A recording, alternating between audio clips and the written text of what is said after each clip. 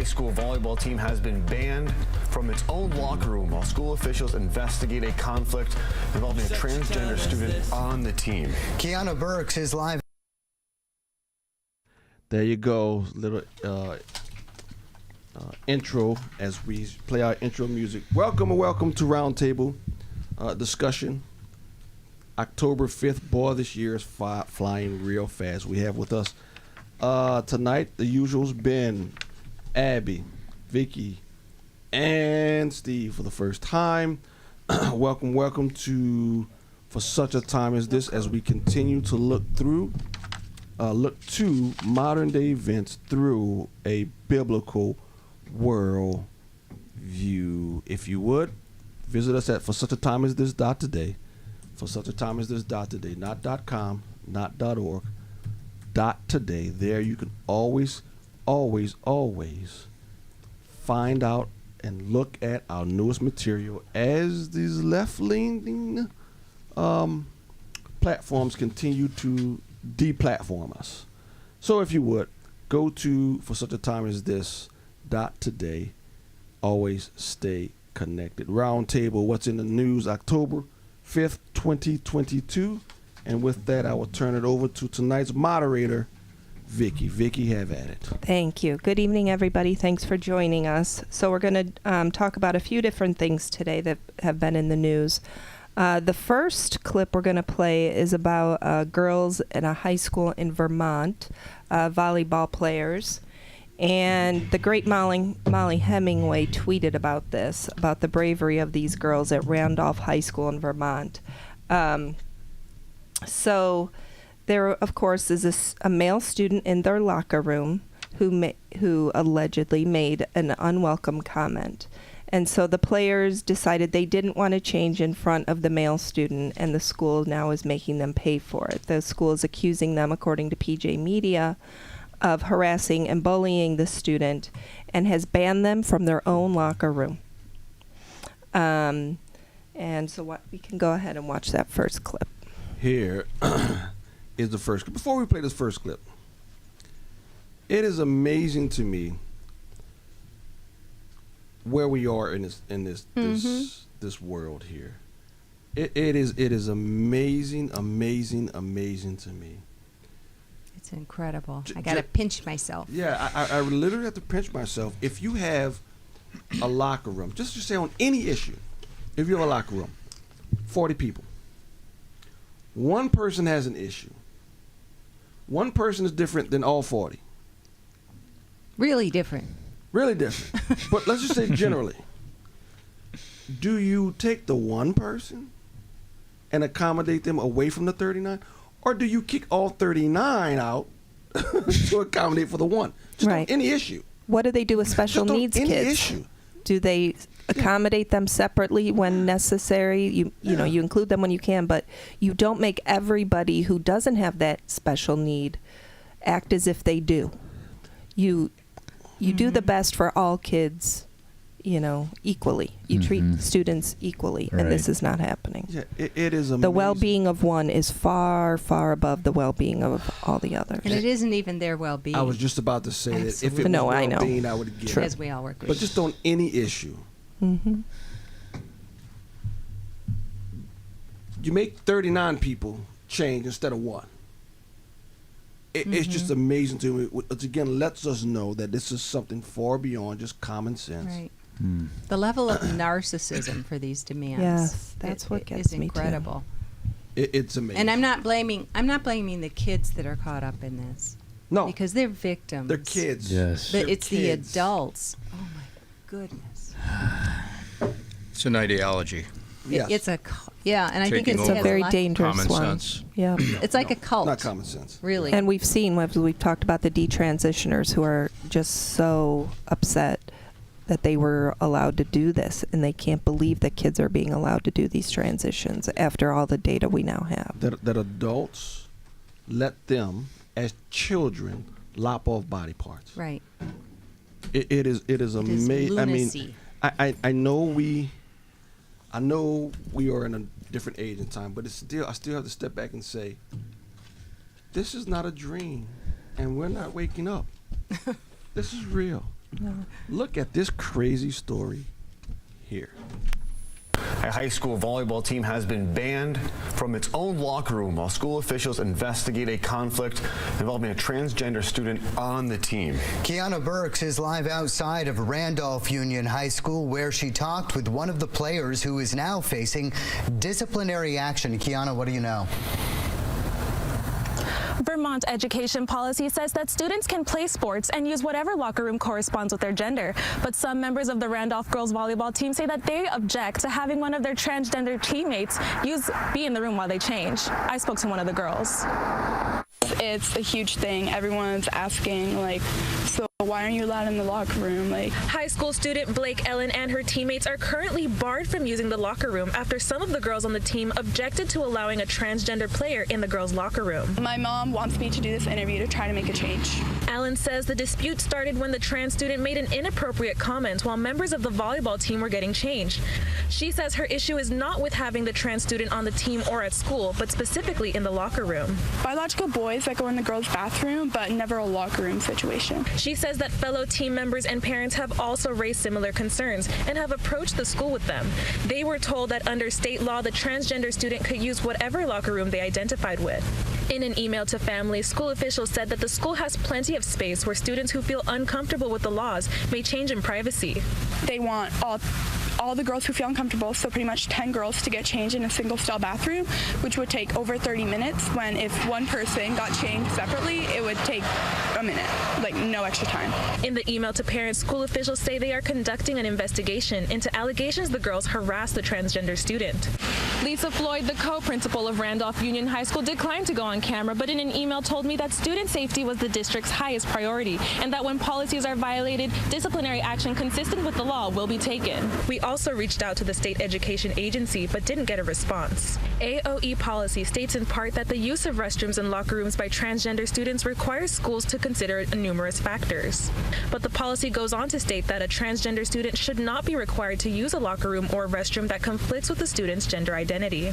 So every girl, no one's allowed in the locker room, no volleyball girls. Even during school to get changed for gym class, no one's allowed from volleyball. And the school says that their decision to close the locker rooms and launch the investigation should not be seen as judgment on either side of the dispute, and say that they are continuing to work to create the safest environment possible for all of their students. Reporting in Randolph, Kiana Burks, Channel 3. Well, Wow. there you have it. Locking them out of their own locker room should not be seen as taking sides. Okay, sure. That's exactly They just what care it is. about all students. Yeah, I don't think so. That's exactly what it is. They say one thing and their actions show something completely opposite. Thank goodness these girls are standing up. Yeah. And thank you to PJ Media for writing about it, Molly Hemingway for tweeting about it, and hopefully, they'll just be one of many. Yes, that's what I was going to say.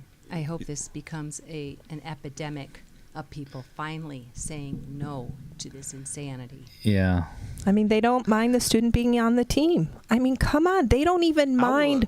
I know I do. I do. I know. And I don't But- want him in the restrooms either. Right. I mean, they're going way overboard as it is, saying bathrooms are fine, the team is fine. Yep. I think both of those are wrong. Yep.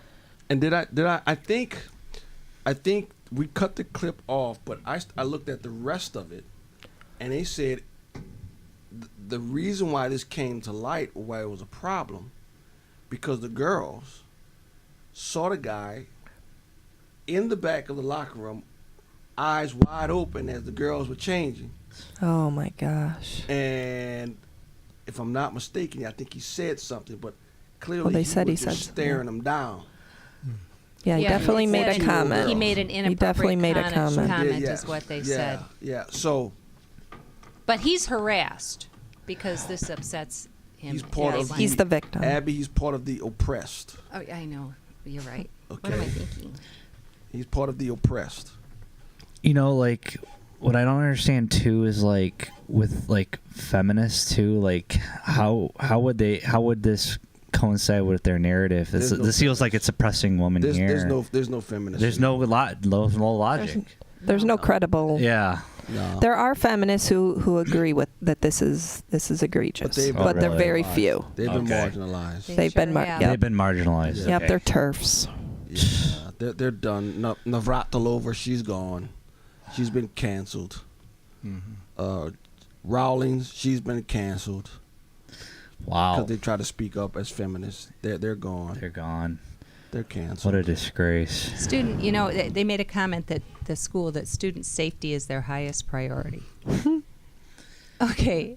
They're gaslighting every kid in that school. Yes. Is what this amounts to. But student safety is their highest priority. Didn't we used to teach girls to, be aware of your surroundings? If something doesn't feel right, trust your instincts. And now these girls... Vicki, that's the rules have changed. That's so 1999. Yeah, that's 1990, Vicki. That's gone. That's gone. That was even 2010. Yeah. What am I saying? Yeah, I know. Exactly. Maybe so. Again, this is it blows my mind. Mine too. That you don't have 30 fathers Right. storming that school saying, "Get that joker out of the locker room, oogling my daughter." I know. Where are the men here? They're cowards. Oh my God. And that my son's friend, Exactly. when we were at Hillsdale, he's like, Mrs. Wilson, they tried this in my school district. He went to some high school in Michigan. And he's like, when my dad heard about it, he got on the phone immediately and would not get off the phone until the superintendent was on the phone. And he just reamed him up and down and said, I will bring 50 to 100 fathers with me if you don't reverse this right now. It got reversed. Yeah, see, that's a man. So neat. Yeah. That's a man. Yep. That's a man. And when we come, we won't be nice. 50 of us. Yep. Yeah. I'm telling you, my so, and again, my father had his faults, okay? My father had his faults. But I remember he was telling me at 7th grade, my sister went to school. And this little boy is calling my sister the B word. My dad ain't called nobody. He went down there. And he walked to the principal office and says, now either you handle it or I'm going to handle it. But it's going to be handled before I leave this school this morning. What you want to do, principal? Now, my sister went to a magnet school. And you had to apply to get there. It was a public school, but you had to take a test or whatever. And the principal said, what? Pulled the little boy in his classroom. Into the office, the principal's office, right? And my dad is smoking hot. He said, I'm ready to fight this little 7th grader, right? He said, James, the principal got in his face, screamed at the little boy, threatened him. You will never see these horrible... James, my dad said, James, by the time the principal was done with, I felt sorry for the little boy. He said, now, Mr. Pittman want to say something. Young man, don't call my daughter that no more. That's all he could say. That's all that was left to say. Yeah, that was all that he said. I felt so bad. He said, I'm ready to fight the little 7th grader. Calling her the B word. These dudes are in the locker room as they're changing. That's right.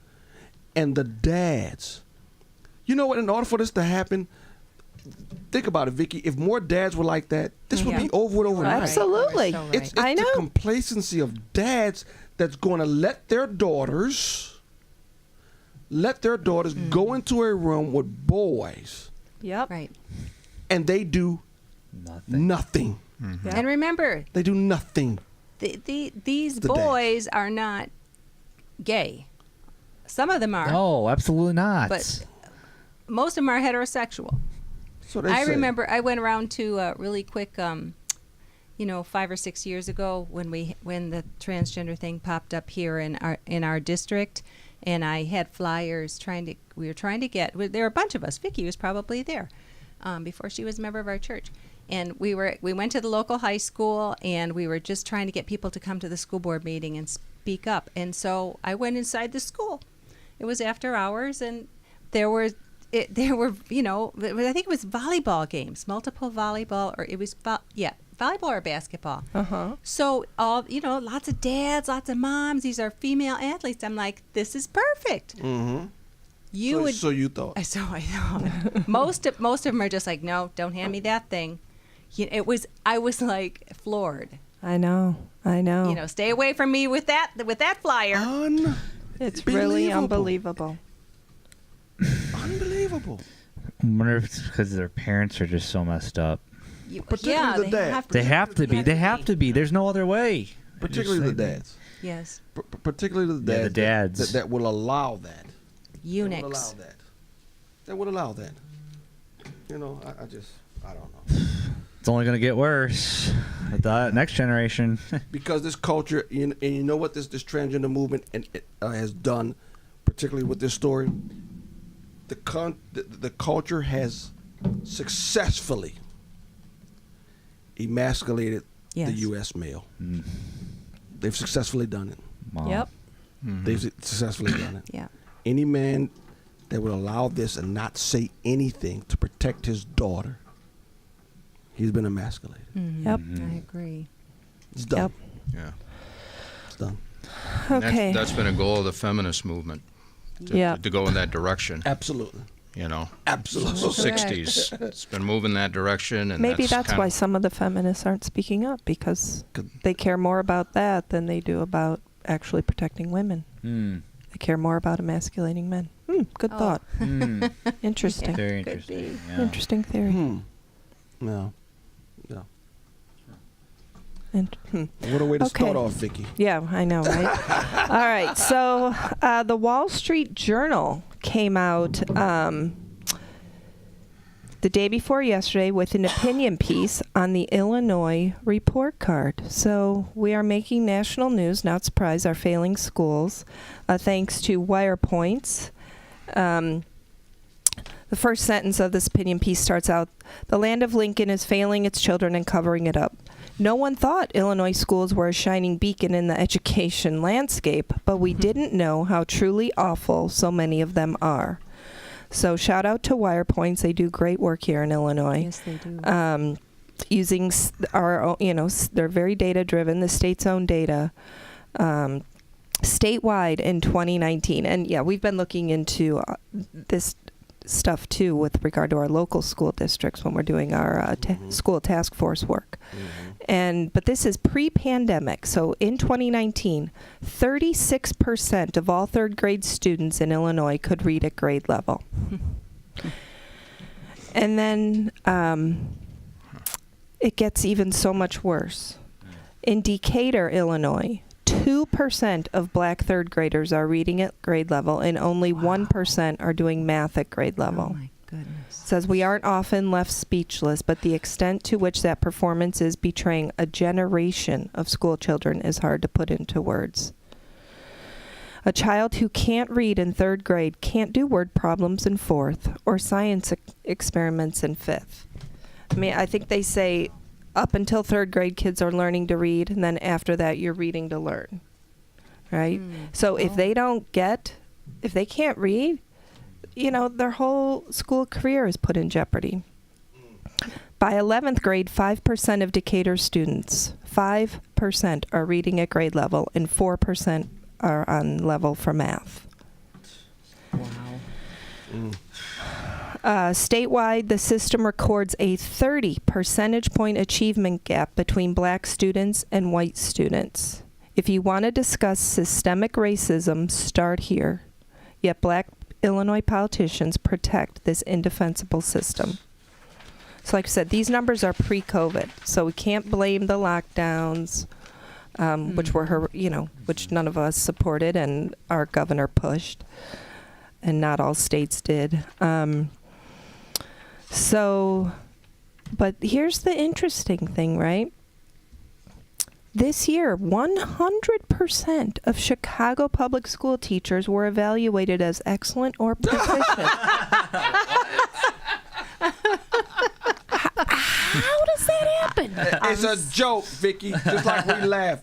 That was written to elicit laughs. That's exactly what it is. Scratching my head. And in Decatur, 97.3% of teachers were rated excellent or proficient. What are these ratings based on? Oh my, this is just beyond the twilight zone. It's a jobs program. Yes, it is. You're absolutely right. Maybe most of the teachers can read at a third grade level. There you go, Steve. That's a good point. I like it. Oh my gosh. But you know what? Again, I think the church was so short-sighted. When you can make a population illiterate and they can no longer think critically, then they're much more easier to control. Oh, yes. They're much more. You remember the video we played, I think it was a week or two ago? What's the capital of the U.S.? Mm-hmm. Yeah. There's no capital. There's a capital? There's a capital? What? There's a capital? There's a cap. Really? No, Who's the there's first not. president? Is it California? And it turned out they said, wait a minute, aren't you UCLA students? Yeah, Right. we are. These were USCLA students. These were UCLA students. Mm-hmm. Oh my. When they're like that, they're easier to control. Yep. When you can't read, you're at the mercy of many others. And I've seen this firsthand. I've seen it firsthand. Think about this, guys. We take this for granted. You're at the mercy of someone when you go out to eat because you can't read the menu. Mm-hmm. And it's incredibly embarrassing. And I've been in situations where I've seen illiterate people. Mm-hmm. And it's embarrassing. Mm-hmm. To even order from a menu Yeah. when you're eating with other people. You got a burger? Yeah, just give me a burger. That's good. You got some fries? Just throw some fries in there. Because they can't read the menu. Yeah. I've seen it. So That's incredible. though. And it really does start with the parents, because I remember when I was little, my dad had me started reading at a really young age, and he always said knowledge is power. Oh, yeah. And he wouldn't let me play video games until I actually read books for the summer. Yeah. So I know like it. reading is really important. Yeah, it is. It is. And that's why it's so simple. Like, they could just be having these kids read books. Like, it's not rocket science. Yeah. Says the overriding problem, of course, is school governance and the monopoly power over the ding teachers unions. The Chicago Teachers Union has walked out 4 times in the last 7 years, getting higher salaries and benefits each time. Wirepoint says Illinois spends $16,606. That's an interesting number. $16,660 per student annually. The 8th highest spending per student in the country. Wow. Teachers get with those scores. With these scores. Teachers get raises, schools get more money, and children are shuffled through until it's time for the adults to collect a pension. So much of this, I think, is a result of allowing government employees to unionize. Mm-hmm. Yep. Because it really shuts out parents, taxpayers, and everybody else. And there's no better example of that than our districts right here. We have almost no representation. It's very, very difficult for us to get school board members who actually will represent us. The unions elect the school board members. Right. Exactly So that's been my mantra for the last 10 plus years. The union is on all sides of the negotiating table. Yeah. The kids are completely, and the parents are left out. Because the union is a political machine.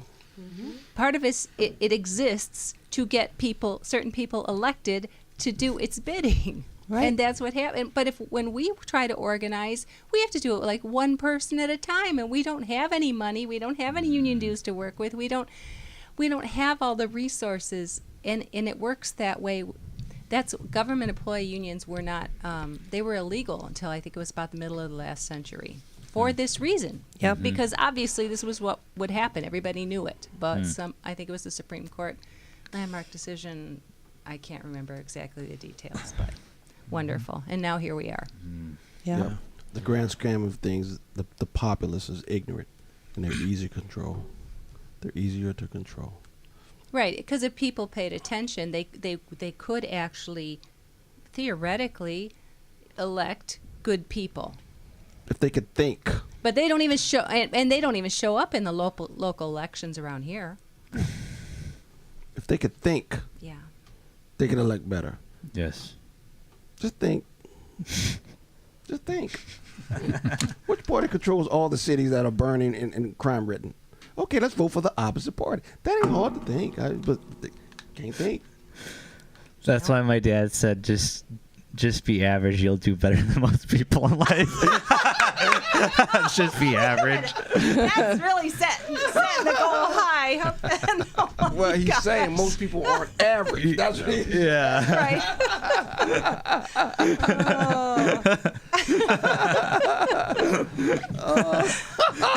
That's hilarious. all right. Okay, so moving on to our next topic. This comes courtesy of the Washington Free Beacon. My son's going to be working there, so I started going there for information. There is now a boycott begun by Fifth Circuit federal judge James Ho. He announced on Thursday that he would no longer hire law clerks from the nation's top-ranked law school, Yale Law School. And 12 other judges, both circuit and district court jurists, told the Washington Free Beacon they are joining the boycott. And so the reason that led to this is what happened in Yale back in March. And we have a clip of this, courtesy of the College Fix, another good place to get info. The Yale law students showed their true colors back in March, and that is what is leading to this now boycott. There is new video emerging of a protest at Yale Law School last week, moments before the cops had to be called in. As you know, Yale has a policy of freedom of speech. And that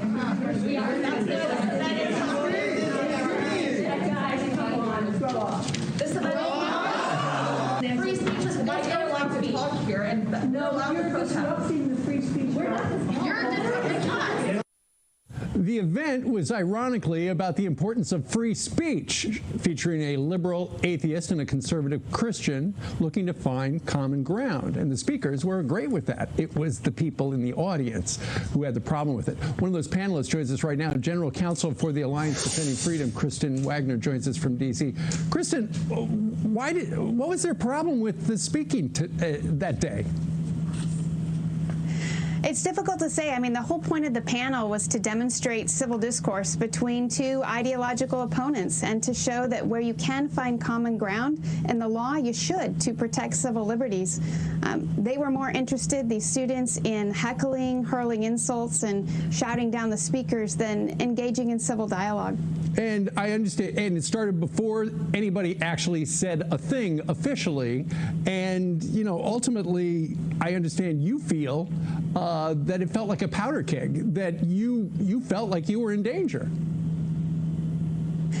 Well, the situation was very volatile. I was disappointed that's the only video. There's audio of the event as well that demonstrates that these students were not only physically intimidating the other students and the speakers, they were pounding on the walls, blocking the exits, and disrupting the event throughout. It was very unfortunate and alarming and volatile, and it shouldn't take place on a law student campus in a law school classroom.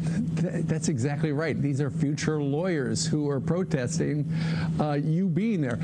Yale Law School put out a statement, and it's curious, and I want your opinion on it. They say Yale Law School follows the university's free speech policy, which includes a 3-warning protocol. Their staff spoke to Yale police officers who were already on hand about whether assistance might be needed in the event that students did not follow those instructions. Fortunately, that assistance was not needed, and the event went forward until its conclusion. Members of the administration are nonetheless in serious conversation with students about our free speech policies, expectations, and norms as well. The statement says assistance was not needed, but somebody called the cops and they had to put you in a police car to get you out.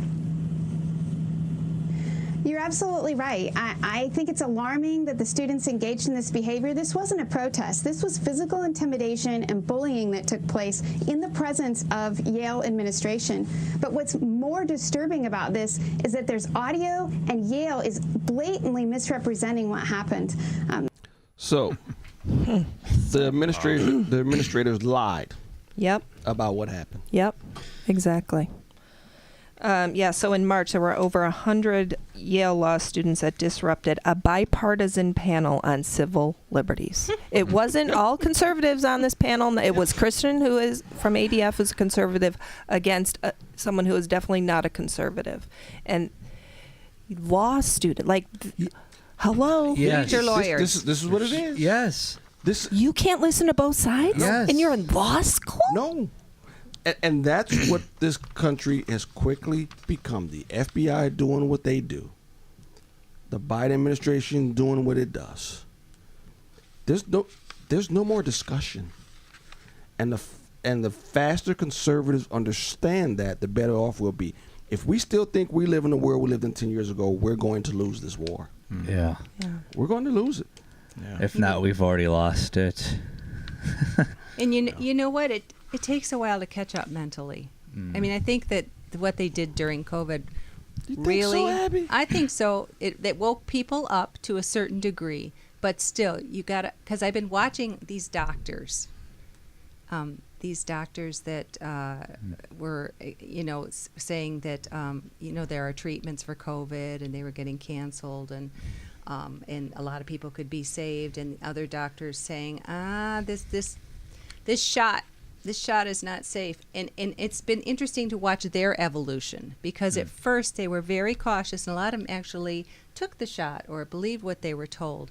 And so now some of them are getting to the point where they're like, well, I'm not sure I trust pharmaceutical companies anymore at all. I'm starting to even rethink some of the shots on the childhood schedule. I'm starting to rethink. So it takes a while to go down the rabbit trail and really connect the dots and come to the full realization of what's happening here. Especially when you were just totally out to lunch before. Yeah.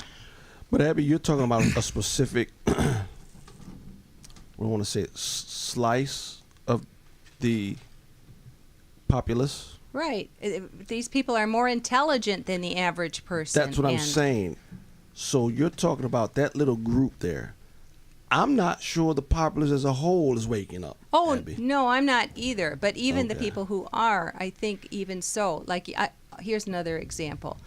A lot of people are against this whole trans cult thing and all the stuff that's happening with that. But they'll say things like, a lot of these kids that are being diagnosed as trans, they're actually just gay. And you're just like, no, you need to keep down, you need to keep following that rabbit trail. The gay was the first trans. It's all a lie, that they haven't realized that yet. Well, I'm old enough to remember when we used to be able to interact ideas, and you would be able to let the better idea kind of win the day, right? Yeah. I think what we're seeing now is an ideology that it can't stand on its merit. Of course. So what you have to do is shut up. And as Christians, we look at this and we see the spiritual thing going on, but when you have an argument that just is a straw argument that can't stand, all you have left is to shut them up. That's right. That's right. Whenever you look at an argument, you know who's losing. It's the person who's calling names. They've lost the argument. Right, exactly. The person who's lobbing ad hominem attacks, they've lost the argument. Right. And it's, that's one of our weapons listed in Ephesians 6. It's the truth. Yeah. So one of the judges who said he was torn about whether to participate in the boycott, he said the case has gotten stronger over the past year. He said, I've hired a bunch of great Yale law clerks, but at some point the institution becomes so worthless and degenerate that you wonder who would want to be a part of it. He said they said the law school has done very little to address the concerns about the atmosphere on campus. Wow. I mean, if you're a law student and you can't support the basic right of free speech. Isn't there an amendment that sounds... I'm pretty sure I think you learned that like in law school or civics. That's old times. Oh, yeah, okay. I remember hearing that somewhere. Yeah. Wow. So good for these judges that they are bringing awareness to this issue of Yale. Yeah, and I'm sure it's not just Yale, but at least that's where they're starting, because what happened there in March was so egregious. Yes. All right, moving on to next topic, number 4, some good news from Senator Tim Scott. He's introducing a parental rights bill to ban schools from keeping children's gender transition a secret from parents. Crazy. The fact that you need to... You need this. I know. In the Illinois State Board of Education guidance. Yep. K through 12. There it is. Thanks, Isby. So we don't have any senators here in Illinois who will introduce or support this, but good thing Tim Scott did. John, I'm just saying, let's follow the laws. The fact of the matter is that your child is your most precious possession. It's your greatest asset. It's your wonderful hope for your future. And to literally separate the child from the parent at 9, 10, 11, and 12 years old is just, I can't imagine. It's unimaginable. What's happening in schools, big labor unions and bureaucrats are stopping parents from knowing what's happening to their kids. Parents should be talking to their teachers, not having to file a Freedom of Information Act to see if their kid's learning about CRT or some gender issue in the 4th grade. That's unconscionable, literally unconscionable. We should stop seeing schools indoctrinate kids and get back to educating that child. This is just one aspect of getting our education system back on track. It's really been a mess, and a lot of parents have gotten a first-hand look at that because of the pandemic, looking over their kid's shoulder during virtual learning, hearing what teachers were teaching in the classroom. But we know we also have a problem with teacher shortages in this country. It's a bit of a mess when it comes to our public education system. How do we get back, Senator? Well, Senator, one of the things that I've been saying for the last 9 years is that we have to introduce more options for parents. The more choices a parent has, the better chance the kid has for succeeding.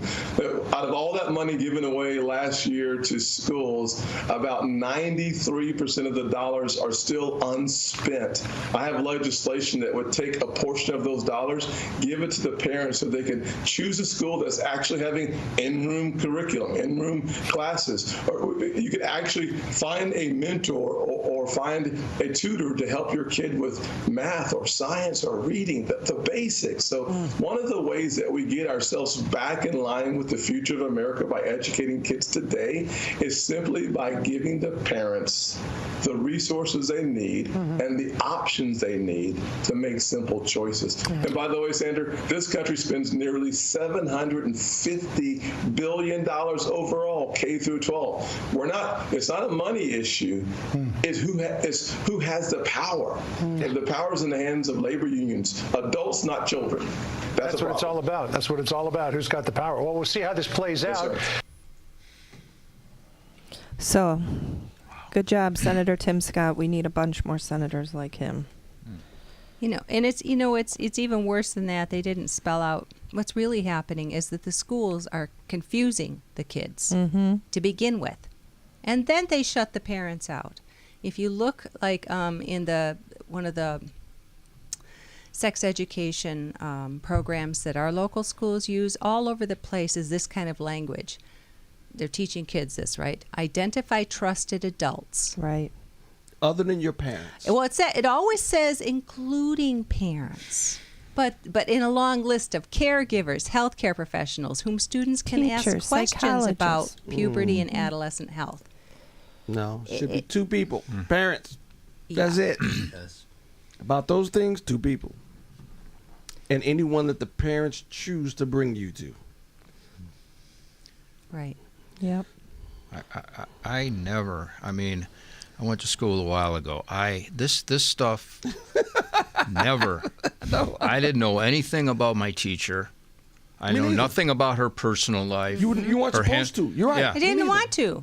Yeah. No, you weren't supposed to. No, you're right. It never even crossed my mind, and I don't think it crossed any kid's mind. I don't know where this, it's just unbelievable that we're even having this conversation. That's no surprise why the scores are so bad when they are wasting so much time on stuff that has nothing to do with learning. It's again, that's the assumption that that's the goal now. Right. Is to teach them. Yeah. The goal changed. And I mean, the parents who have known and loved their children their whole lives, suddenly are second-class citizens to people who barely know these children. They don't care about these children. They don't love these children. No, they don't care. Yeah, it's just unconscionable. All right, so any other comments on that one? Okay, our final news topic. We got one after that, but okay, two more. We got a bonus tonight. Yeah, we got a bonus tonight. Bonus one. We can't not include our esteemed Vice President Harris, who apparently doesn't know the difference between North and South Korea. We thought only the president had the gaffes, and that's putting it gently. So this cannot be blamed on dementia or old age. But first, we know the US president is often dazed and confused and behaving in a manner that is disturbing to an increasing number of people. So thank God we have Kamala Harris there as vice president. Whether it's domestic or international matters, we can rely on her to be on top of her game. The United States shares a very important relationship, which is an alliance with the Republic of North Korea. And it is an alliance that is strong and enduring. Say what now? Kamala? What did you just say? The US shares a strong and enduring alliance with North Korea? Are you an insane person? The United States has never shared an alliance with the mad, murderous communists of North Korea. Yes, there's been attempts to improve relations, particularly between South Korea and North Korea, but in no way has the US any sort of strong and enduring alliance with North Korea. Kamala's gaffe was so profound that he had former Treasury Department official Monica Crowley wondering if it was a deep fake. It wasn't, Monica. Meanwhile, former US diplomat Alberto Miguel Fernandez mocked the Veep. He tweeted, "Evidently, we switched sides in Korea under the Biden administration and nobody told us." Unlike her boss, she, Kamala, can't claim advanced old age as a defense. But if unbelievable. Truly. I don't have any We're a words. laughing stock. We're a laughing stock. We deserve it too. We elect idiots like this, or falsely put them in, even though they weren't truly elected, in my opinion. I voted for the other guy. Exactly. Yeah, that's unanimous. Yeah.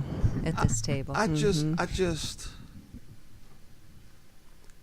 you couldn't get, you couldn't. Can you imagine if a Republican made a gaffe like this? What'd you say? I'm sorry. What? You couldn't find somebody better than her.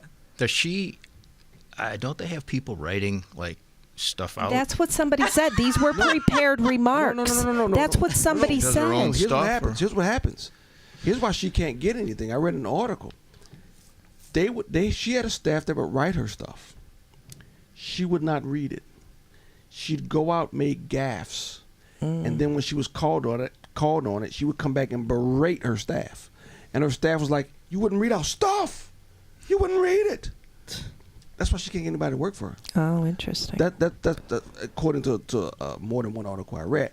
But yeah, if she's reading a teleprompter, somebody needs to be fired. Yeah, if somebody prepared these remarks for her, are you kidding? But Vicki, even if you prepared the remarks, I've never been elected. If I'm reading on a teleprompter, oh yeah, we have an alliance with North Korea, I know better than that. Well, right, the She buck didn't stops know. with her. The buck stops with her. It's like, didn't she hear the words come out of her own mouth? Exactly. So, wait, yeah, doing with North Korea. Wait a minute, we don't have we don't have a. She doesn't even know. She didn't do that. She doesn't know. She may not know. But and you know what? She may not know because there's all types of rumors. How she got where she is. Okay. Yeah. It ain't rumors. I mean, it's on there. Yeah. It's out No, there. I know. It's well known. It's well known. Yeah. But you couldn't find That's anybody. hard to understand, too. You said what? I said that's kind of hard to understand, too. Do you? So did you? There's a meme that is hilarious to me. I love memes because they're real concise and you got to be witty real fast, right? So you have, what's that? Jesse Smollett? Jesse Smollett. Smollett.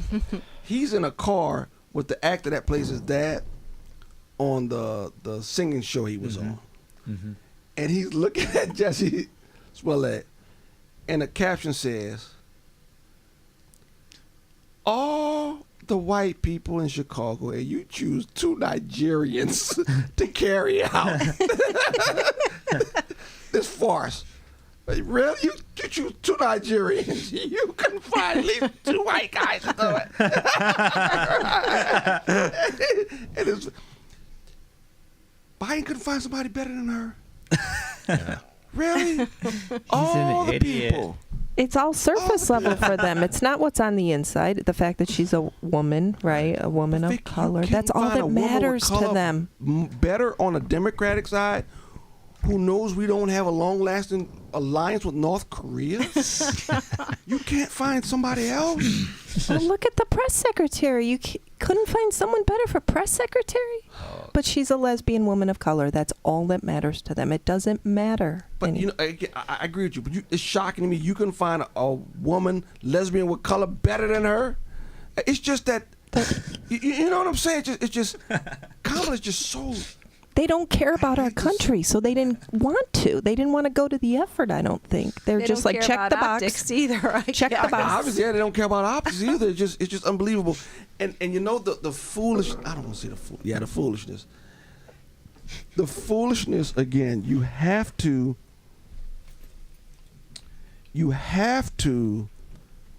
make a populace real ignorant. Here's the last one. The last topic is this. I do think it is sort of a dangerous game that the administration is playing. When you have people like Kamala Harris in charge and Dementia Joe in charge, it is very, very dangerous. Those are the people who have the nuclear codes, and it is no laughing matter. This is true lunacy.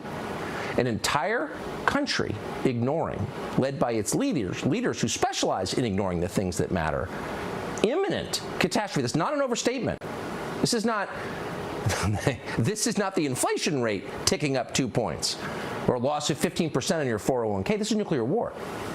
And underneath it all, the people rolling the dice here understand exactly what's at stake, even if the American public has no idea. And we know that from a recent PSA from New York City that tells you what to do when the Russians actually do lob nukes into Midtown. Here it is. So there's been a nuclear attack. Don't ask me how or why, just know that the big one has hit, okay? So what do? Step 1, get inside fast. You, your friends, your family, get inside. Stay inside. Shut all doors and windows. Have a basement? Head there. If you were outside after the blast, get clean immediately. Remove and bag all outer clothing to keep radioactive dust or ash away from your body. Oh yeah, keep radioactive dust and ash away. It's just like one of those things. Clean the gutters, right? Be sure to put Chemlon on in the spring and obviously keep the radioactive dust away. Just shower, go inside, no problem. Buses in New Jersey now have signs warning about radiation poisoning. Quote, September is National Preparedness Month. Do you know what to do in a radiation emergency? No, you don't. It doesn't matter. This is all make-believe. This is all play acting. If you live in a big metro area, there's not anything you're going to do during a nuclear exchange because you're going to be dead, along with most other Americans. The overwhelming majority of Americans will be dead. And those who survive will starve to death because all agriculture will be destroyed, along with billions of people around the planet. So it's time to update your assumptions about the technology here. These are not the bombs that flattened Nagasaki. They are incalculably more powerful. You hit New York, you take out Miami. So a nuclear war means not that we get to take out the Black Sea Fleet, it means the end of the world. Wow. Even the H-bomb that dropped on Nagasaki, have you seen pictures of it? Wasn't an H-bomb. Was it an H-bomb? Yeah. No. A-bomb. What was it? A-bomb, maybe? Atomic. Atomic. It was an A-bomb? wasn't a hydrogen. Yeah, that came later. Okay, so the A-bomb. Mm-hmm. Do you see pictures of it? You're not going inside and take a shower. Even from that. Oh my gosh. Even from that. How ignorant do you have to be? How ignorant do you have to be? They'd say jump off the cliff, they'll do it. It's like unbelievable. It's unbelievable. Do you not know what a nuclear bomb, if it hits, man, what it would do? Do you not understand that? Apparently Come on, I'm laughing so hard. I can't even. Take a shower. Get the hefty bags out. Like you had a lice infestation or something. You got to put all your clothes in a bag. If you're outside when it goes off, just go inside.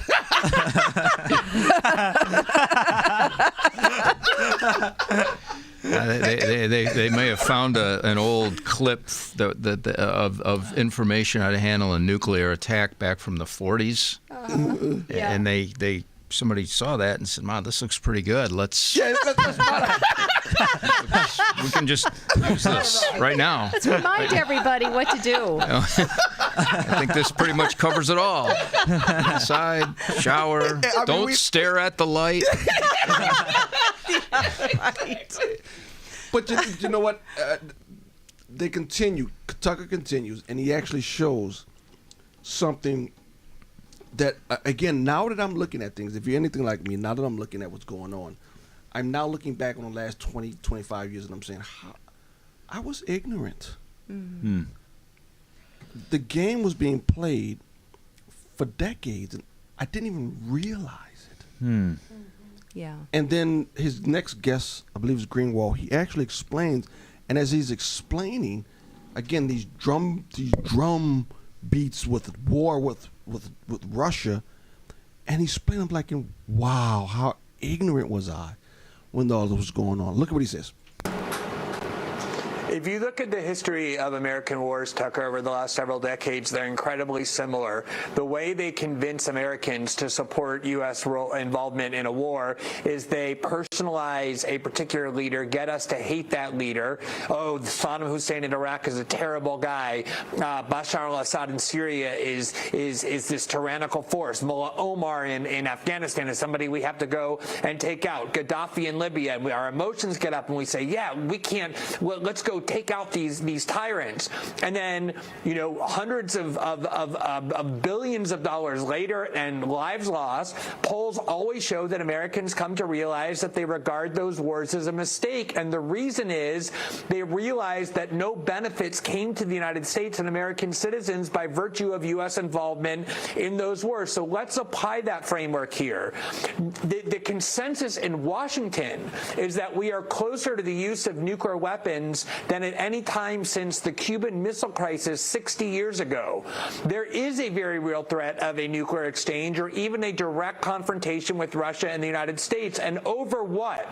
Over who governs and rules not even Ukraine, but the Donbass, the eastern region in Ukraine, where a majority of people actually identify as ethnic Russians and want to be part of Russia. And yet there's almost no debate over whether we should be sending huge amounts of money there and risking the lives of American citizens through the possibility of a nuclear war, because everyone knows that the minute you step up and step out of line, there's a horde of people ready to call you unpatriotic or a traitor or an admirer of Vladimir Putin, as I know is being done with our very segment right this minute by all those Media Matter people and other people online. So it's a really repressive atmosphere, and it's squashing a debate that we absolutely have to have. And so he read off all those leaders, blah, blah, blah, blah, blah, blah. I remember when they went to Gaddafi, even when they did that, I'm like, what was the purpose of that? Mm-hmm. That was bad. Even in real time, I remember saying, Gaddafi was the guy who turned over his nuclear weapons to you. Mm-hmm. Why did you go in there after him? Right. There was no pretext to go after him until you later on you find out he and Saddam was actually trying to break away from the petrodollar or whatever. But But I'm looking at that like, right. So here's what we didn't realize. Yeah, you made Saddam be out the bad guy. Saddam was not a good guy. He was a bad guy. And all these other guys. But here's what we realized. We ain't all that good either. Yeah. Off of the stuff we've actually done. We've got some blood on our hands. Yeah. Yes. Absolutely. But he's right. He's like this. They personalize this stuff. We get all ginned up and we go to war, and that's really having me questioning. I don't know. What do you guys think? I mean, now that you're looking back on the wars that we engaged in, I still don't understand why we tried to invade. What was it? Was it Iraq or Afghanistan? it was. Talking about the last one, Saddam Hussein. Yeah. Well, why did we do that? Like, I still don't understand that. They're saying that he was involved in the 9/11 tragedy and that he had weapons of mass destruction that he refused to give up. I still don't. I don't understand. I get it. They didn't find him when they went in. Yeah. Didn't they find him many years later, though? I thought they said he moved to Syria, but I don't think they ever. I supported that at the time. I did too. I'll tell you honestly, when Democrats were in charge and they went to war, like when Hillary Clinton basically lit the Middle East on fire and all that, They did I that was on like, purpose. yeah, I was real skeptical, but they were Democrats and I didn't trust them. Where I did trust George Bush at the time. Now in retrospect, no, it was. I don't trust. It was just as Well, they invaded. They invaded the country. Iraq invaded Kuwait, right? Under the first George Bush. Yeah. But look at that too. That was fishy. They invited them to go to Iraq. Yeah. But as a global superpower, and sort of the beacon of the free world, I do think as a country we have a responsibility to keep bad guys in check. I get it. And these wars that are unpopular and putting troops in Afghanistan and all that, they're not popular politically, but I think as a country like the United States that people look to, we do have to do those sorts of things to keep the bad guys from taking over and imposing their own will. I get you. If we're truly the good guys, and that's what I'm questioning now. Again, with Gaddafi, why did you go into Gaddafi? And look at Gaddafi was in Libya. He was in Libya. Libya is terrible. It is just gang infested. Women can't go. I mean, it is terrible. Look at Iraq. As bad as Saddam was, can we say Iraq has gotten incredibly better? No. Probably worse. No, it rose when you took out Saddam. What is the caliphate rose, and the horrors they did when they went into Iraq was unconscionable. So look at the places in recent. Yes, World War II, I get it. 1 and 2, I get it. Korea, I get it. Vietnam, okay. Pol Pot, I get it. But these recent ones, they lit the Middle East on fire. They're going into Syria, right? I had a Christian from Syria said, why is the U.S. doing this? If Assad falls, do you know who they're fighting? And Trump even did this. Who's fighting Assad? Do you know who's fighting Assad? It was the caliphate. Christians in Syria said, they were the strongest backers of Assad. Because they said if they get in, they're going to slaughter the church. Yes. We can live underneath Assad. The caliphate wins, they're going to kill us the next day. Kill everybody in the church today. So Christians backed Assad. And notice that the U.S. has sort of bagged off of that when Trump got in office and whatnot. So I agree with Steve in principle. And principle. It's the execution of that and I don't think so often there's so much information that we have no idea what's really going on. Yes. So it's hard to have a real an informed opinion. Obama backed the Muslim Brotherhood. who Yes. were radical Yes, he Muslims. did. Yes. That wasn't the best interest of the U.S. Of course not. I mean, Obama flew over $1.5 billion over to Iran because they were about to collapse and cut all those deals with Iran. Yes. You know, the country that yells death to America on a regular That one. basis? Mm-hmm. That's not in the best interest of the U.S., you know what I'm saying? Well, that was the nuclear deal, right? Or That one was of the- before the nuclear deal. Yeah, Oh. yeah, I think that was the nuclear deal. But I don't remember. So that was so in principle, yeah, I think we all agree with that. Because the concept was whatever happens in Europe won't stay on the shores now, it'll come over here. So let's just fight over there. I agree with that. But there's just been so many things done in the last 20, 30 years that you scratch your head and says, I don't think we got the full story. Yeah. And I don't think it was in the best interest of America. So, Agreed. I mean, I often think, I mean, and I think it's done with good intentions. There are a lot of Christian families, and I think they're more represented in the military, that kids of Christian families. But I think to myself, boy, you're basically signing a loyalty oath to whoever is in charge in the presidency. No. Yeah, you're right. You That's better tough. really know that, That's trust tough. that person. That's tough. And to do that under a president like we have now, That's tough. no. That's tough. Yeah. That's tough. Well, as always, let's end the show with some positive news. Who wants to go first? End it with some positive news. The nukes didn't go off today. Christ is still on the throne. Yeah. It's always my Amen. big deal. I mean, dark days may be ahead and challenges may come, but our God has been doing this for a very long time. He's still in control. And when it comes to nuclear war, as much as Tucker and his guests may say, that's not how the world ends. We know how the world ends. It does not end with nuclear exchange with foreign powers. This world is going to end a long time from now, at least 1,000 and some plus years away, when God comes and he makes a new heaven and a new earth by destroying the sin creation and creating a creation free of sin. That's how this world ends. So regardless, as much as they talk about the nuclear war, that is not how it ends. We know that, and we can take confidence in that. Anyone else before we sign off? Thank you so much for being with us again at Roundtable New Hope. And remember, Jesus is still on the throne.